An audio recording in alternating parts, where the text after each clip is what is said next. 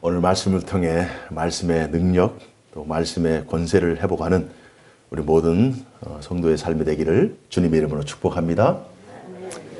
주님의 이름으로 축복합니다. 오늘 말씀의 제목은 주어진 권위를 신뢰하라입니다. 주어진 권위를 신뢰하라. 많은 종교학자들이 현 시대를 가리켜 탈종교화 시대라고 합니다. 전에는 우리나라 종교가 크게 기독교, 또 불교, 또 유교, 무교, 이런 식으로 기독교 안에 천주교, 또 우리 개신교 이렇게 구분이 된다면, 기독교를 믿지 않으면 불교를 믿거나, 불교를 믿지 않으면 또 유교를 믿거나, 이렇게 해서 전에는 종교 간의 이동이 있었어요. 그래서 종교를 가지고 있습니까? 그러면 종교를 가지고 있다라고 대답하는 비율이 높았습니다. 그러나 요즘은 탈종교화, 종교를 가지고 있지 않습니다. 이런 사람들이 참 많아지고 있습니다. 심지어 교회 내에서도 탈교회화, 예수님은 믿는데 교회는 출석하지 않겠다라고 하는 가나안 성도들, 교회 안 나가 성도들을 안 나가를 바꿔서 가나안 성도라고 합니다. 그래서 그런 성도님들, 또는 교회 안에서 교회의 권위와 또 교회의 정통성을 신뢰하기보다 의심하면서 교회와 세상을 동일시하는 세속과의 관점으로 교회를 판단하는 수많은 사람들이 있습니다. 그래서 이 시대에 과연 교회의 권위가 존재하는가? 교회의 역할이 아직 남아있는가라고 하는 그러한 순수한 질문을 해볼 수가 있습니다.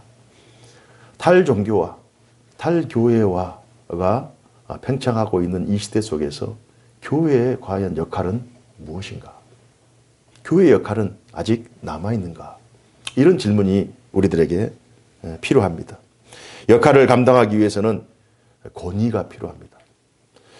권위에는 두 종류의 권위가 있는데요. 첫 번째는 위임받은 권위가 있고요. 또 스스로 발생하는, 스스로 존재로서의 권위가 있습니다.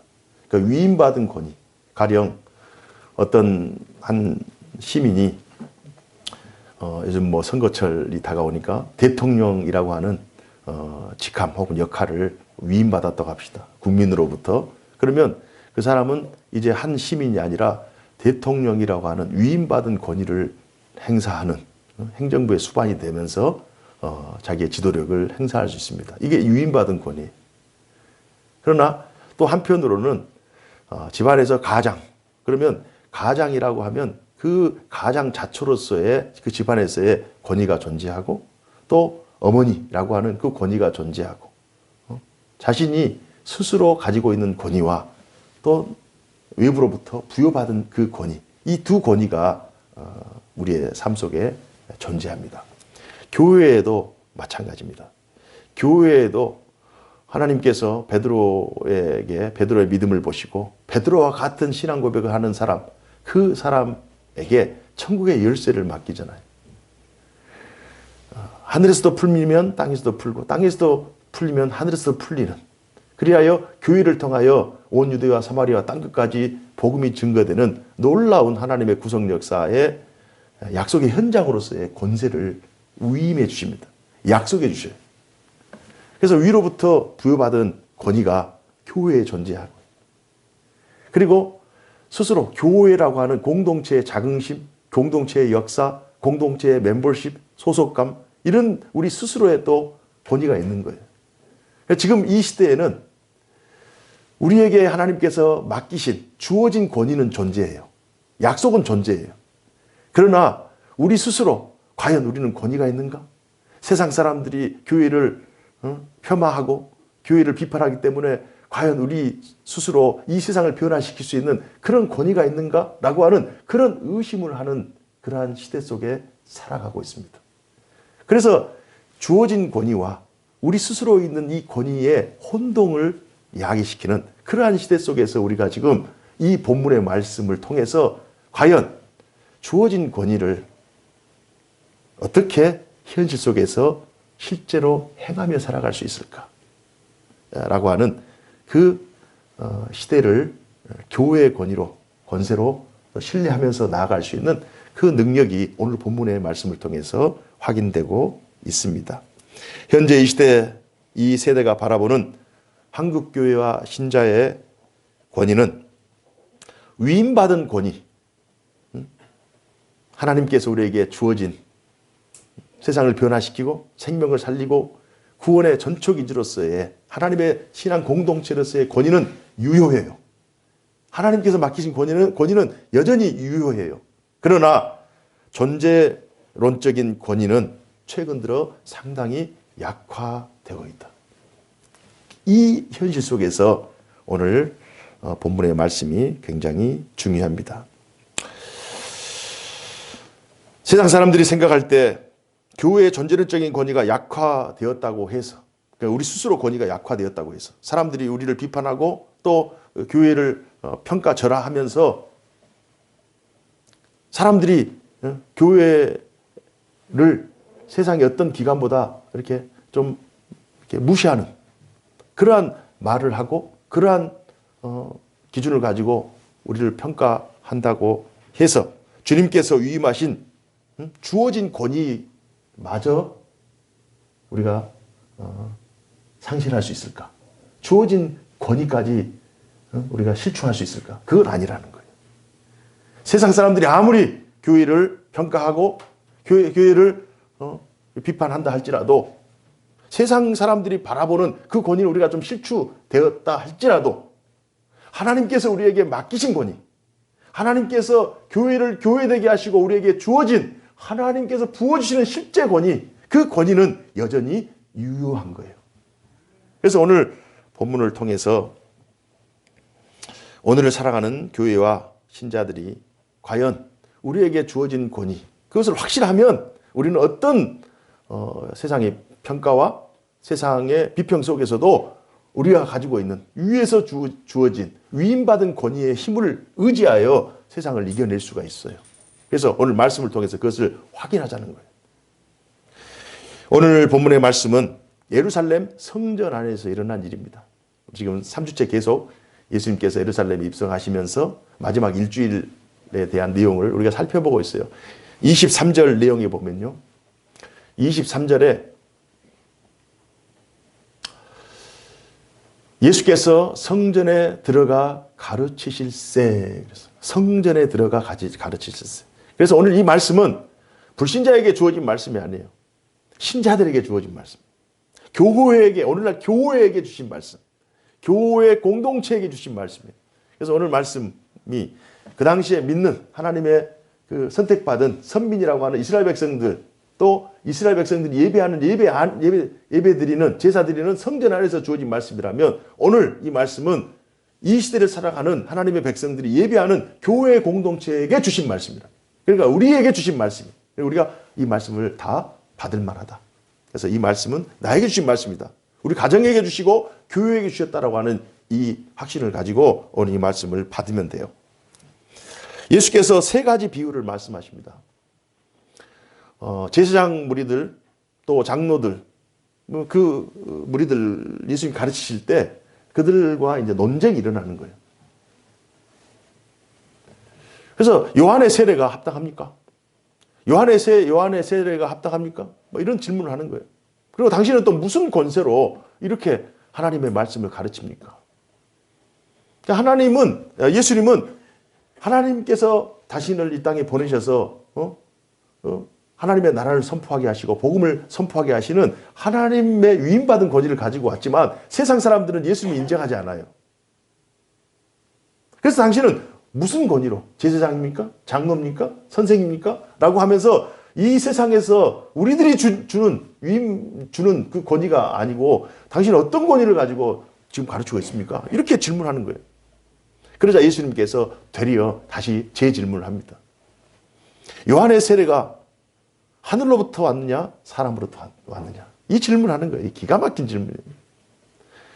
하늘로부터 왔다라고 하면은 예수님께서 요한이 예수님을 세례를 주고 인정했잖아요. 그러면 하나님으로부터 온 메시아라고 하는 사실이 인정되는 것이고, 사람으로 왔다. 요한의 세례 사람으로 왔다. 그러면 이 사람들이 요한을 선지자로 여기기 때문에 그 선지자로 여기는 요한을 제사장들이 죽여버렸잖아요. 그러자 이건 뭐 하늘로부터 왔다라고도 말을 할 수 없고 사람으로부터 왔다라고 말할 수 없고, 그래서 그들이 대답을 못하는 거예요. 예수님께서 아주 전곡을 찌르는 거예요. 권세를 묻자 그 요한의 세례의 권세를 되묻는 거예요. 그러면서 예수님께서 세 가지의 비유의 말씀을 제사장 무리 또 장로들 그리고 백성들에게 세 가지의 말씀합니다. 그래서 오늘은 두 아들의 아버지에게 있는 두 아들 비유만 오늘 같이 나누고요. 다음 시간에는 포도 농부의 비유 그리고 혼인잔치 비유, 이렇게 해서 예수님께서 성전 안에서 하나님의 권위, 예수님의 권위를 도전하는 그 제사장 무리들에게 세 비유를 들어서 예수님께서 이 땅에 오실 때 어떤 권위를 가지고 오셨는가를 설명하고 있습니다. 예수님 당시 종교 지도자들은 예수님께서 행하시는 사역에 대해 권위의 출처에 대해 질문하고 있어요. 우리 23절 한번 다 같이 읽어볼까요? 23절 시작. 23절 시작. 예수께서 성전에 들어가 가르치실세 대제사장들과 백성의 장로들이 나와 이르되 네가 무슨 권위로 이런 일을 하느냐? 또 누가 이 권위를 주었느냐? 예수님께서 역으로 질문합니다. 요한의 세례가 하늘로부터냐 사람으로부터냐? 그러자 예수님의 이 질문에 대해서 제사장 무리들이 답을 하지 못합니다. 그러면서 오늘 이 두 아들에 대한 비유를 하는데요. 두 아들이 있어요. 큰아들, 작은아들. 아버지께서 어떤 일을 맡깁니다. 큰아들은 예하고 말로만 예하고 실제로 아버지의 그 분부대로 행하지 않아요. 그래서 둘째 아들은 아니요 하면서, 그러나 나중에 아버지께서 말씀하셨는데 아버지의 말씀을 거역할 수 없으니까 그냥 아버지의 말씀하신 것을 분부한 말을 그대로 행합니다. 자, 너희들은 과연 첫째 아들과 둘째 아들, 예하고 안 하는 아들과 아니요 하면서도 그래도 아버지께서 말씀하셨으니까 그 아버지의 뜻을 따라서 행하는 이 두 아들 중에 누가 아버지의 뜻에 합당한 아들이냐?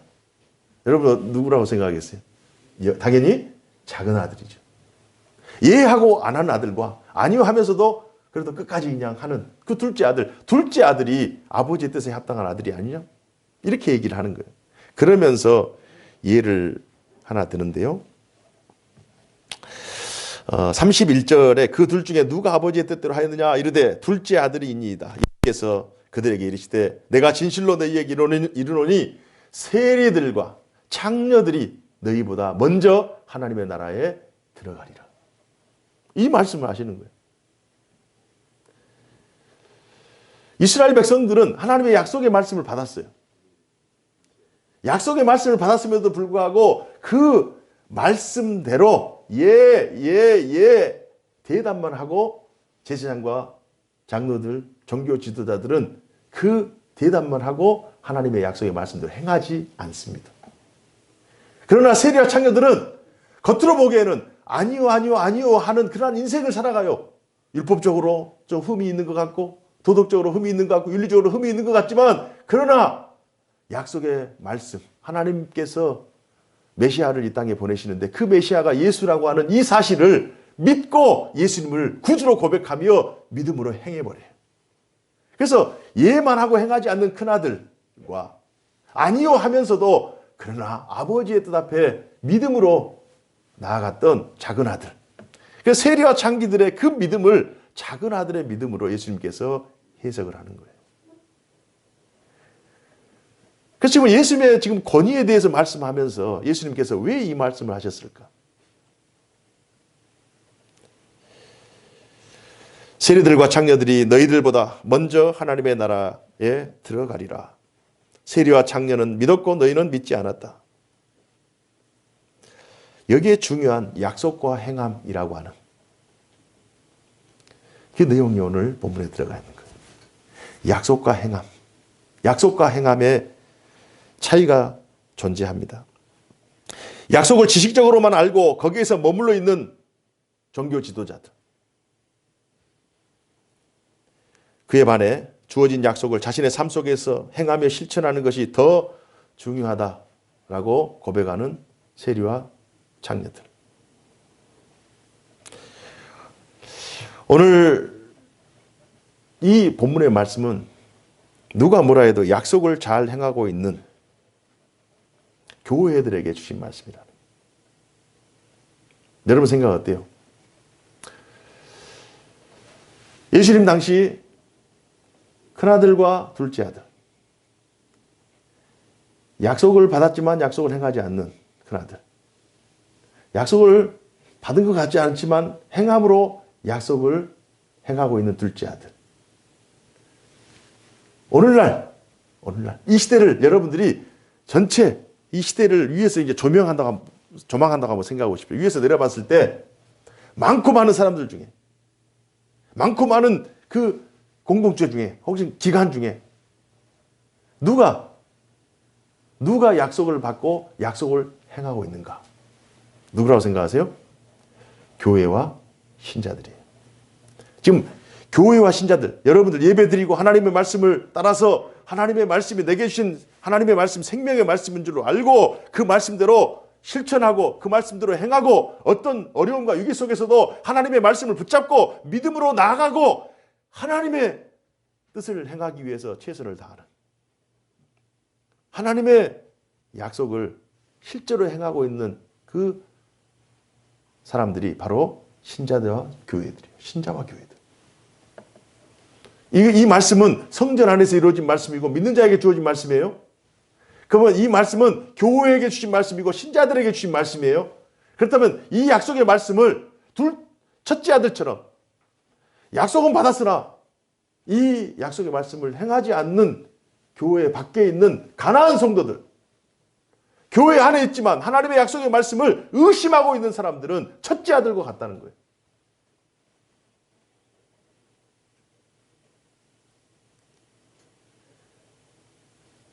탈종교화 시대, 탈교회화 시대를 살아가면서 많은 사람들이 과연 교회에 희망이 있는가?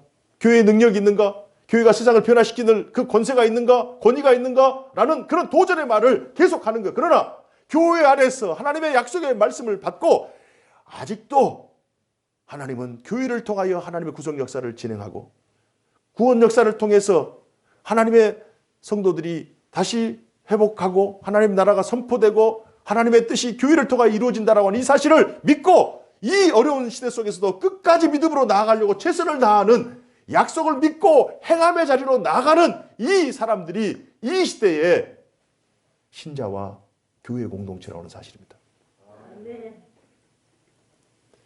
그러나 교회 안에는 약속은 믿되 약속을 행하지 않는 교회에 안 나가 성도들이 있어요. 가난한 성도들이 있어요. 그들에게 믿음이 없다고 할 수 없어요. 마치 예수님 당시 종교 지도자들과 제사장 무리처럼 약속은 받았으나 그것을 행하지 않아요. 메시아를 메시아로 고백하지 않아요. 예수를 메시아로 고백하지 않아요. 세리와 창녀들과 같이 믿음을 행하는 그 자리까지 나오지 못하는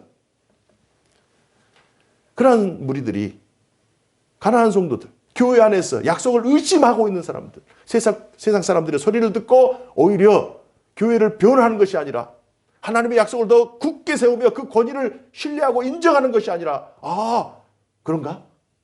교회가 그런가? 교회가 이제 교회 시대가 끝났는가? 교회가 권위가 없는가? 교회 권세가 무너졌는가? 이렇게 하면서 교회의 권위를 신뢰하지 않고 의심하는 사람들이 오늘 본문에 나와 있는 첫째 아들과 같고 제사장들과 종교 지도자들, 장로들과 같은 그러한 무리라고 하는 사실을 오늘 말씀을 통해 확인할 수 있는 거예요. 사랑하는 성도 여러분, 약속은 알지만 행하지 않는 예수님 당시 제사장들 또 장로들과 같은 이들은 가난한 성도들과 교회 안에서 하나님의 약속을 의심하고 하나님 교회를 비판하고 있는 사람들과 동일한 거예요. 왜요? 오늘 이 말씀이 예수님 당시 성전 안에서 주어졌기 때문에, 오늘날 이 말씀이 교회 안에서 성도들에게 주신 말씀이기 때문에, 그래서 우리는 이 말씀을 통해서 나는 어디 자리에 서 있는가? 나는 어떤 어려움과 어떤 세상의 도전과 세상의 그 예수님 당시 예수님이 권위를 물었잖아요. 그럼 지금은 예수님이 없잖아요. 세상 사람들이 예수님에게 물을 질문을 누구에게 묻느냐? 교회에게 묻는 거예요. 교회는 권위를 가지고 있느냐? 너는 무슨 권세로 세상을 변화시킨다고 하느냐? 너는 무슨 권세로 세상의 빛이라고 하느냐? 소금이라고 하느냐? 무슨 권세로 너희 교회에 다니냐? 구원을 받는다고 하느냐? 이런 질문이 세상 사람들에게서 교회로 오는 거예요. 그런데 여기에서 우리는 권위가 없어요. 우리는 권세가 없어요. 세상 사람들이 평가가 진정한 평가가 아니고, 우리는 세상 사람들이 평가할 때 우리 스스로서의 권위가 약간 세상 사람 인정하지 않기 때문에 약간 실추되고 위축되어 있는 건 사실이에요. 그러나 그렇다고 하여 위임받은 권위, 약속된 권위까지 우리가 실추되지 않았다는 거예요. 여전히 하나님께서는 이 세상 끝날까지 당신의 몸 깨트려 세우신 주님의 교회를 통하여 하나님의 구속 역사가 진행되는 줄로 믿습니다. 이 사실에 대한 확신이 여러분과 저에게 있어야 되는 거예요. 오늘 본문의 말씀을 통해서 예수님께서 그래요?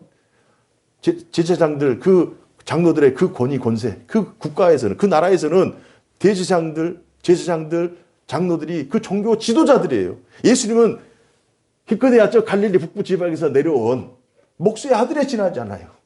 우리들이 예수님을 추종하지만 세상의 권위, 세상의 권세, 세상의 시각으로 관점에서는 예수님은 종교 지도자에 비하면 아무것도 아닌 거예요.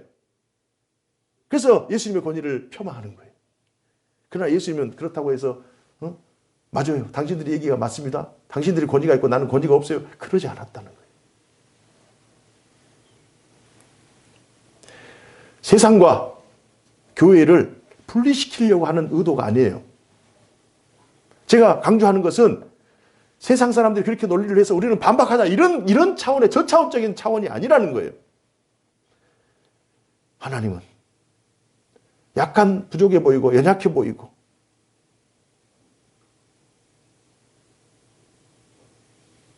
정말 여린 순과 같은 그런 정말 능력이 없는 것 같고 세상 사람들이 볼 때 아무것도 아닌 것 같은 교회를 통해서 이 세상을 변화시키고 이 세상에게 구원의 복음을 전하고 이 세상을 살릴 수 있는 시대적인 대안으로, 하나님의 구속 역사의 대안으로 교회를 세워주셨어요. 그리고 권위를 부여해 주셨어요. 세상 사람들이 평가하고 세상 사람들이 판단하는 교회의 권위가 전부가 아니라 하나님께서 위임하신, 하나님께서 주어지신 그 권위가 여전히 우리 가운데 유효하고 여전히 그 권위를 가지고 우리는 세상에 복음을 전해야 돼요. 듣든 듣지 않든. 예수님께서 복음을 그 당시에 전했을 때 모든 사람들이 다 돌아왔나요? 모든 사람들이 다 구원받았나요? 그건 아니에요. 듣든 듣지 않든 택한 하나님의 백성들은 교회가 전하는 복음을 듣고 돌아올 것이고, 그렇지 않는 사람들은 그들의 거부함을 통해서 심판을 받을 수밖에 없는 거예요. 우리가 하나님이 아니잖아요. 우리에게 주신 교회적인 사명을 우리는 감당할 뿐이에요. 그러므로 오늘 본문을 통해 주어진 권위가 이미 약속된 권위로 우리에게 주어졌다는 사실을 확신하며 믿음으로 나아가는, 마치 예수님께서 위임하신 그 권위를 가지고 세상에 나가 천국 복음을 증거했던 것처럼, 종교 지도자들이 또 제사장 무리들이 세상 사람들이 인정하든 인정하지 않든 하나님의 그 주어진 그 권위를 붙잡고 밀고 나가요. 밀고 나가는 거예요. 믿음으로 나아가는 거예요. 우리의 일상에서 이 시대와 이 불신의 세대 속에서 예수님처럼 그 시대를 변혁하기 위해서, 그 시대를 변화시키기 위해서 변화의 주체가 되어서 우리가 주춤하, 예수님께서 만약에 주춤하셨다면, 예수님께서 그 사역을 포기하셨다면 교회가 세워졌겠어요? 하나님의 나라가 확장되었겠어요? 그러지 않습니다. 예수님의 제자들이 만약에 세상의 그 강요와 세상의 핍박에 만약에 자신들의 위치를 포기했다면, 자신들의 권위를 그냥 내팽개쳤다면 어떻게 사마리아 유대 땅끝까지 복음이 전해졌겠어요? 만약 이 시대에 하나님의 교회가 하나님께서 맡기신 귀한 권위와 사명을 감당하지 못하고 포기해버린다면 이 세상에 어떻게 구원의 복음이 전달되겠어요?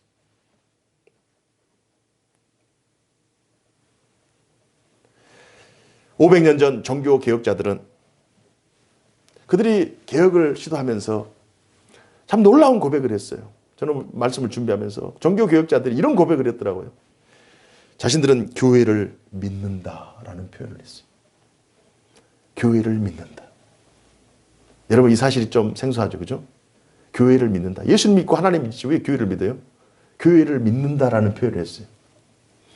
교회는 4가지 속성이 있어요. 교회가 가지고 있는 4가지 속성, 종교 개혁주의자들이 표방한 내용이에요. 4가지 속성 중에 하나가 단일성. 교회는 하나라고. 단일성.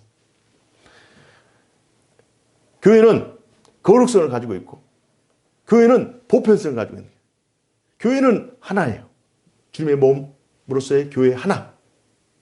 그러나 그 교회는 거룩하고, 그 교회는 이 온 세상에 퍼져 있어요. 보편.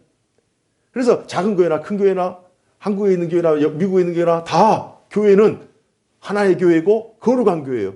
그리고 4번째가 교회는 사도성을 가지고 있는 거예요. 사도들이 예수님께 받아서 전한 그 메시지를 가지고 있는 거예요. 예수님의 말씀을 전하지 않고 사도성, 사도들이 전한 그 복음, 사도들의 전성, 사도들의 말씀에 기반한 27권의 말씀, 신약 성경의 말씀에서 벗어난 교회는 교회의 정통성이 없어요.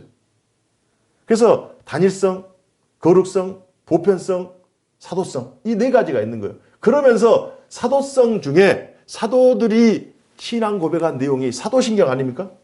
교회는 예배 전에 사도신경을 고백하잖아요. 사도신경의 내용 중에 이런 내용이 있어요. 나는 성령을 믿으며 거룩한 공교회와 성도의 교제와 죄를 용서받는 것과 몸의 부활과 영생을 믿습니다. 나는 교회를 믿으며 성령을 믿으며 거룩한 공교회와 성도의 교제와 죄를 용서받는 것과 몸의 부활과 영생을 믿습니다. 이 말씀은 우리 교회를 구성하는 우리 교회 사람들을 믿는 것이 아니라 교회를 세우시고 교회를 통하여 하나님의 구속 역사를 진행하시는 그 교회의 모범이 되고 교회의 몸이 되시는, 머리가 되시는 예수 그리스도를 믿는다고 하는 그 고백이 교회를 믿는다는 고백이에요. 교회에 절대적인 권위를 주시는 거예요. 교회가 표방하고 있는 4가지 속성 중에 사도성, 사도들이 고백한 교회를 믿으며라고 하는 이 고백은 오늘 본문과 연결되어 있는 본문인 거예요. 사랑하는 성도 여러분, 오늘 본문의 제목이 주어진 권위를 신뢰하라입니다. 주어진 권위를 신뢰하라. 우리에게 주님께서 지상명령, 복음의 지상명령, 하나님 나라 복음을 위한 명령을 누구에게 주었어요? 교회에게 주었어요. 주어진 권위, 맡기신 권위, 위임받은 권위, 그 권위가 여전히 하나님의 교회에 존재하는 줄로 믿습니다. 그 권위가 성도와 성도들의 가정 가운데 있는 줄로 믿습니다. 세상에서 어떤 평가를 내리고 세상 사람들이 어떻게 교회를 폄하하고 교회를 상처내고 교회를 벌겨벗기려고 그렇게 끌어내리려고 할지라도 마치 예수님 당시 종교 지도자들과 제사장들이 하는 그 수단과 방법을 통해서 그렇게 교회의 권위를 실추시키려고 할지라도 우리는 흔들리지 말고 우리에게 주신 이 권위, 사도들의 전통과 또 2000년의 교회 역사와 앞으로 지금 현재 이후로 뿐만 아니라 주님 오실 날까지 진행하실 하나님의 교회를 통한 하나님의 구원 역사가 우리 교회를 통하여 여전히 진행되고 있다는 사실을 확신하면서 코로나 위기도 이겨내고 더 큰 인생의 위기도 이겨내고 위기 상황이 없으리란 복은 없어요. 신자 개인에게도 신자의 가정에게도 교회에게도 언제나 위기 상황은 찾아옵니다. 그러니까 위기 상황 때마다 교회를 이렇게 흔들고 이럴 텐데 우리가 가지고 있는 이 믿음 가지고 약속된 그 권위 가지고 세상을 이겨내야지. 이 사람 저 사람 또 세상에 어떤 그 소리들을 내 의존해서 살아간다면 우리는 흔들릴 수밖에 없는 거예요.